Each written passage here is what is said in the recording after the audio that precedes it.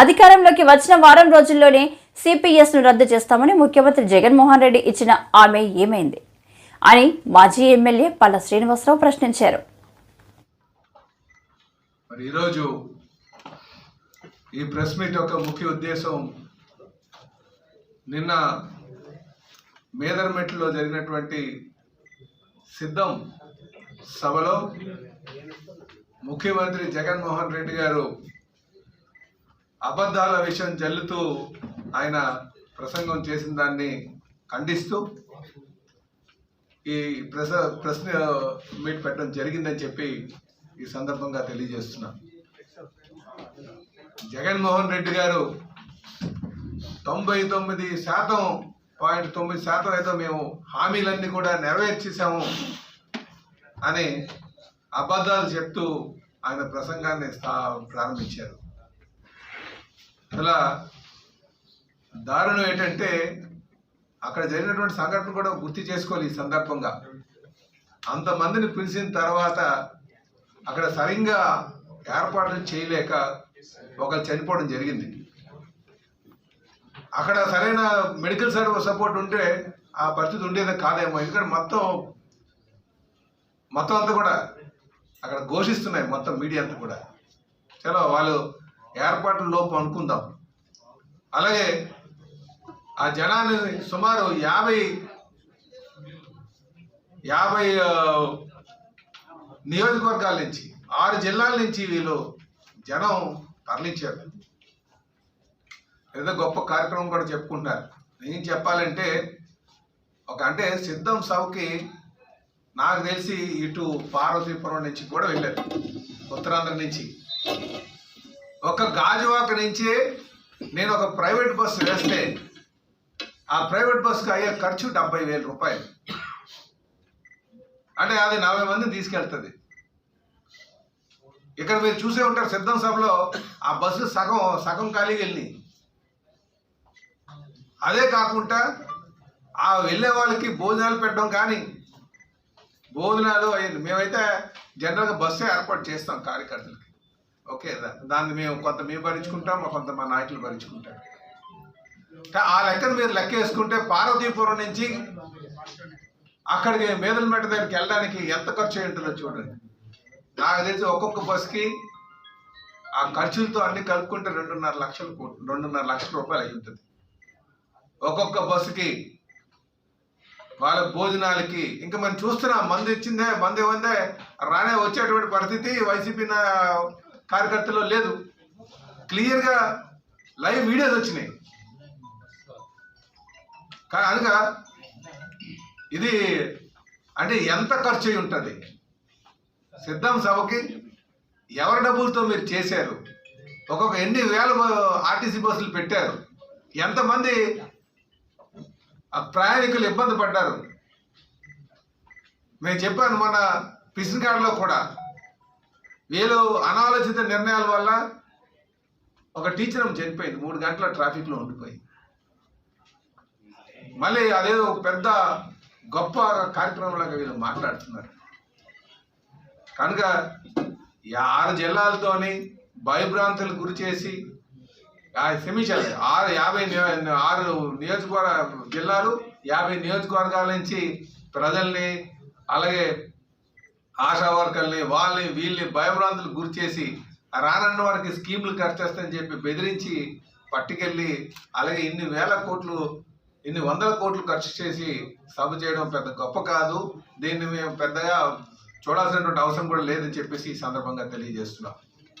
అలాగే సిద్ధం సభలో ఆయన సిద్ధం నేను 99.9% హామీలు అన్ని నెరవేర్చేశానని చెప్తున్నారు.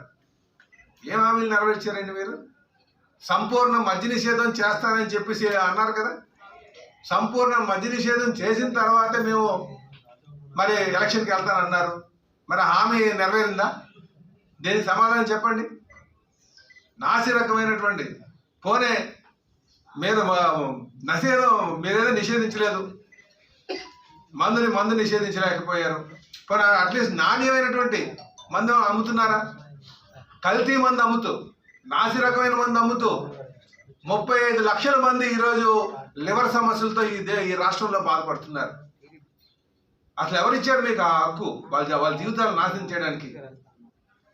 నాకు తెలిసి 30,000 మంది అక్కడ కూడా లివర్ సమస్యలతో చనిపోయారు. వాళ్ళ చావులకి బాధ్యులు ఎవరు? ఈరోజు మీరు గవర్నమెంట్ హాస్పిటల్లోకి వెళ్తే ఎక్కడికి వెళ్ళినా సరే ఆడు లివర్ సమస్య వచ్చాడంటే ఇది జగన్ మందు దెబ్బ. ఇది డాక్టర్స్ నేరుగా అంటున్నటువంటి మాట. ఏ హాస్పిటల్కి వెళ్ళినా సరే ఇది జగన్ మందు దెబ్బ అని. అంటే పేదవాడి యొక్క బలహీనతని ఆసరాగా తీసుకొని డబ్బు చేసుకున్నటువంటి దుర్మార్గుడు ఎవరైనా ఉన్నారంటే ఈ జగన్మోహన్ రెడ్డి అని చెప్పి తెలియజేస్తున్నాను. ప్రజలను మోసం చేసి మేము సంపూర్ణంగా మద్య నిషేధం చేస్తానని చెప్పి మద్య నిషేధం చేయకుండా దాని మీద సుమారు 40,000 50,000 కోట్లు దండుకున్నటువంటి దుర్మార్గుడు ఎవరు ఉన్నారంటే ఈ జగన్మోహన్ రెడ్డి అని చెప్తున్నాను. దీనికి సమాధానం చెప్పాలి. ఎక్కడైనా సరే ఏదైనా కొనాలనుకుంటే బ్రాండ్స్ చూస్తారు, కానీ ఈరోజు ప్రభుత్వమే మా మందు కొట్లు పెట్టి వాటికి రేట్లు పెట్టి రేట్లతోనే కొనుక్కునేటువంటి పరిస్థితి వచ్చింది. 50 రూపాయలు 100 రూపాయలు అలా 100 200 300 అట. దానికి ఒక బ్రాండ్ లేదట. మళ్ళీ ఎంత ఎగతారంటే స్పెషల్ స్టాటస్ అని ఒక బ్రాండ్, రైల్వే జోన్ అని ఇంకో బ్రాండ్, అమరావతి అని ఇంకో బ్రాండ్, 3 రాజధానులని ఇంకో బ్రాండ్. అంటే ప్రజల యొక్క ఆలోచనని ఎంత చులకన చేసి ఈ ప్రభుత్వం ఆడుతుందో ఒక్కసారి గమనించాలి. కనుక ఇది మీరు ఇస్తానన్నటువంటి హామీ, ఇచ్చినటువంటి హామీ మీరు సమాధానం చెప్పాలి. ఎందుకు సంపూర్ణ మద్య నిషేధం చేయలేదో నాకు సమాధానం చెప్పాలని చెప్పి సంపూర్ణ మద్య నిషేధం చేయకపోవడం మరి మీరు ఇచ్చినటువంటి హామీల్లో ఒక హామీ పడిపోయింది కదా, తప్పారు కదా. ఇదిలా ఉంచు. ఒక్కో సిద్ధం సభ కోసం 90 కోట్ల రూపాయలను ముఖ్యమంత్రి వైఎస్ జగన్మోహన్ రెడ్డి ఖర్చు చేశారని పిసిసి అధ్యక్షురాలు వైఎస్ షర్మిల ఆరోపించారు. సిద్ధం పేరిట ప్రచారం కోసం 600 కోట్ల వ్యయం చేశారని, ఈ డబ్బంతా జగన్ కు ఎక్కడిదని నిలదీశారు. నిజమైన ఉద్యమమైనా చేశారా అధికారంలో ఉండి, ముఖ్యమంత్రులుగా ఉండి అని అడుగుతున్నాం.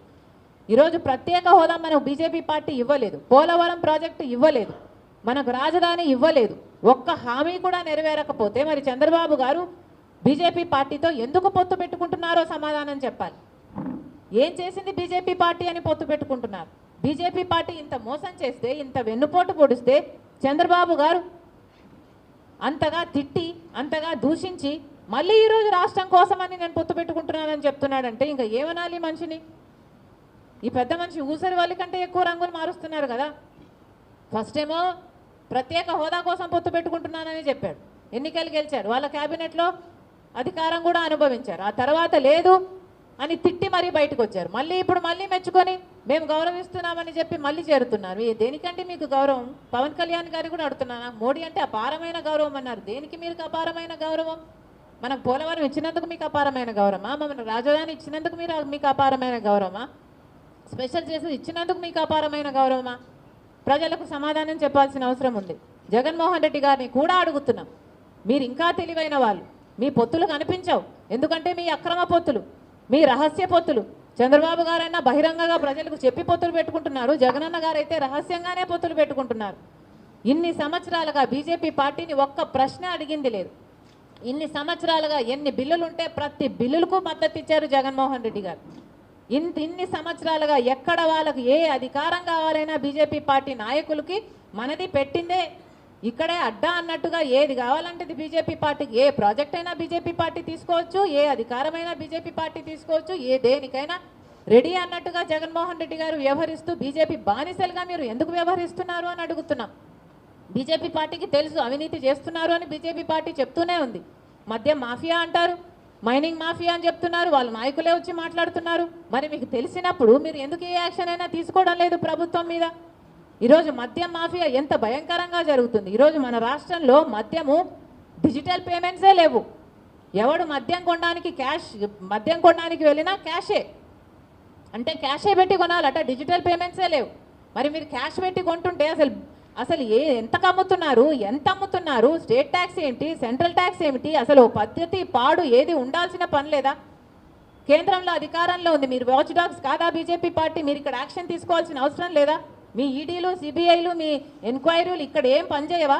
మీకు తొత్తులుగా ఉన్న వారి దగ్గర పనిచేయవు, మీకు వ్యతిరేకంగా ఉన్న వాళ్ళ దగ్గర పనిచేస్తాయి, వాళ్ళని మళ్ళీ లొంగ తీసుకోవడం కోసమే. ఇది ఏం పద్ధతి అని అడుగుతున్నాం. మాఫియా జరుగుతుందని తెలుసు, లిక్కర్ మాఫియా అని మీరే చెప్తున్నారు, సిద్ధమని పెద్ద పెద్ద సభలు పెడుతున్నారు. ఒక్కొక్క సభకి 90 కోట్ల రూపాయలు అవుతుందట. ఎక్కడి నుంచి వస్తున్నాయండి ఈ డబ్బులన్నీ? సిద్ధమని పెద్ద యాడ్ క్యాంపెయినే నడుపుతున్నారు, 600 కోట్లు ఖర్చు పెడుతున్నారట. ఎవరి డబ్బులు ఇవి? ఎక్కడి నుంచి వస్తున్నాయి ఈ డబ్బులన్నీ? ప్రజలందరూ కూడా ఆలోచించాల్సిన అవసరం ఉంది. Thank you. ప్రత్యేకంగా ఆంధ్ర రాష్ట్రంలో నిరుద్యోగ సమస్య అతిపెద్ద సమస్యగా మారింది. లక్షల మంది బిడ్డలు ఈరోజు ఉద్యోగాలు లేక చిన్న చిన్న ఉద్యోగాలు 8,000 రూపాయలకు 10,000 రూపాయలకు పనిచేసుకుంటున్న పరిస్థితి ఉంది ఈరోజు. ఎందుకు అని అడుగుతున్నాం. ప్రభుత్వాలు సమాధానం చెప్పాల్సిన అవసరం లేదా అని అడుగుతున్నాం. ఈరోజు కాంగ్రెస్ పార్టీ ప్రశ్నిస్తుంది ప్రభుత్వాన్ని, మీరు 2,30,000 ఉద్యోగాలను ప్రభుత్వ ఉద్యోగాలను భర్తీ చేస్తాము అని మాటిచ్చి మీ ఎన్నికల ప్రచారాల్లో మీరు మాటిచ్చి అధికారంలోకి వచ్చారు. 2,30,000 ఉద్యోగాలు ప్రభుత్వ శాఖల్లో ఖాళీగా ఉన్నాయి. చంద్రబాబు గారు, అప్పటి ముఖ్యమంత్రి చంద్రబాబు గారు వాటిని భర్తీ చేయలేదు. ఎందుకు చేయలేదు అని ప్రశ్నించారు.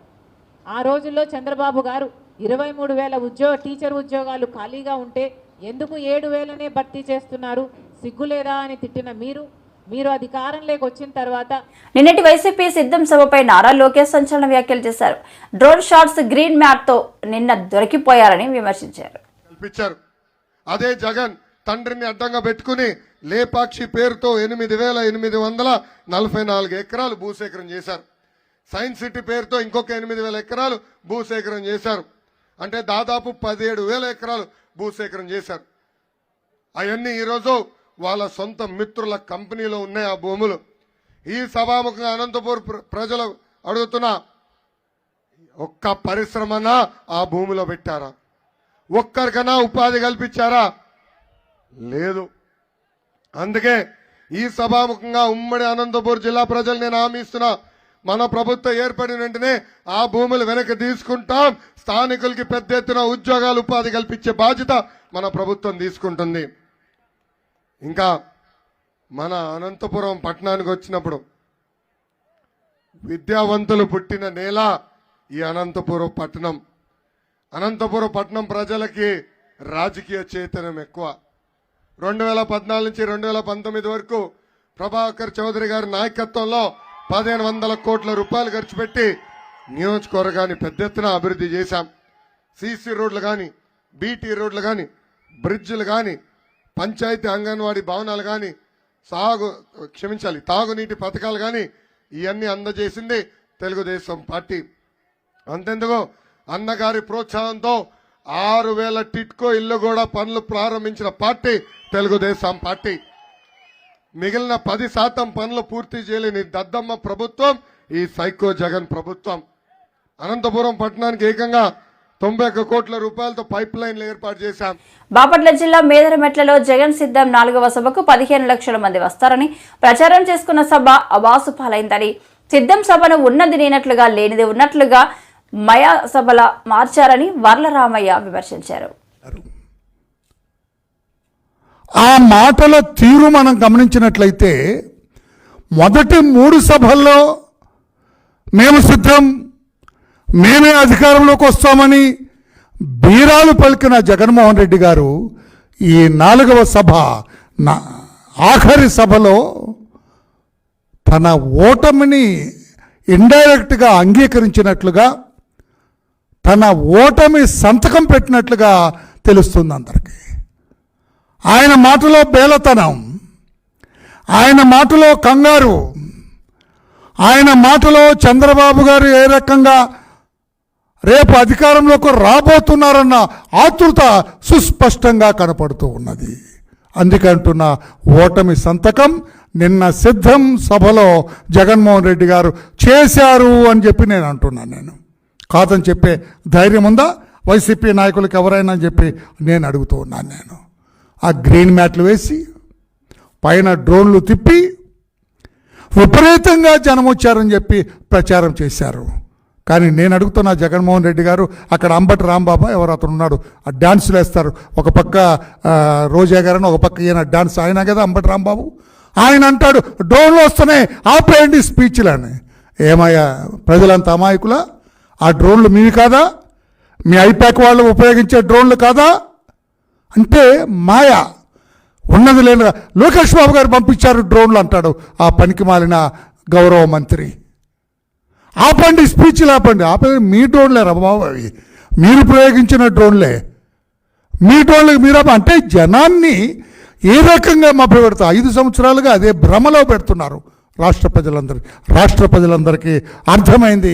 మీదొక మయసభ, ఉన్నది లేనట్లుగా లేనిది ఉన్నట్లుగా చూపిస్తారని చెప్పి కూడా నేను తెలియజేస్తూ ఉన్నా. మీరంటారు ఆయన మేనిఫెస్టో విడుదల చేస్తాము ఆ సభలో అన్నావు. నేను అడుగుతున్నా Jaganmohan, where is your manifesto? Why have not release your manifesto yesterday? అంటే ఓటమి భయం ఏ రకంగా వెంటాడుతుంది? మీ ఉమారెడ్డి వెంకటేశ్వర్లు గారు కూర్చొని తయారు చేసి. విశాఖ ఉత్తర నియోజకవర్గం అక్కయ్యపాలెం షాదీఖానా కళ్యాణ మండపంలో విశాఖ ఉత్తర నియోజకవర్గ పరిధి ఆటో కార్మికుల ఆత్మీయ సమావేశం. ఆటో కార్మికుల ఆత్మీయ సమావేశంలో పాల్గొన్న కేకే రాజు. అన్నిటికంటే కూడా ముఖ్యంగా ఆంధ్రప్రదేశ్ రాష్ట్రానికి ఉత్తరాంధ్ర ప్రాంతానికి ముఖ్యమైనటువంటి విశాఖపట్నాన్ని పరిపాలనా రాజధానిగా జగన్మోహన్ రెడ్డి గారు చేయబోతా ఉన్నారు. ఉపయోగపడేది మీ అందరి వ్యాపారాలు కూడా బాగుంటాయి. మనం కూడా చూసాం ఎక్కడో ఎందుకు ఈ రోజు చంద్రబాబు నాయుడుకి సంబంధించిన ఈనాడు కానీ ఆంధ్రజ్యోతి కానీ ఈ పచ్చ పత్రికలన్నీ కళ్ళకి గంతలు కట్టుకుని పచ్చపొరలు వేసుకుని ఈరోజు మాట్లాడుతున్నారు. మన నియోజకవర్గంలోనే ఇనార్బిట్ మాల్ వచ్చింది. మన నియోజకవర్గంలోనే ఇనార్బిట్ మాల్ వచ్చింది. జగన్మోహన్ రెడ్డి గారు ఆగస్టు 1వ తారీఖు ఇనార్బిట్ మాల్ శంకుస్థాపన చేశారు. August, September, October, November, December, జనవరి, ఫిబ్రవరి 7 నెలలు అయింది. గ్రౌండ్ 6 ఫ్లోర్లు కంప్లీట్ అయ్యి 14 నెలల్లో ఇనార్బిట్ మాల్ ఓపెన్ అవడానికి సిద్ధంగా ఉంది. ఇనార్బిట్ మాల్ ఓపెన్ అయితే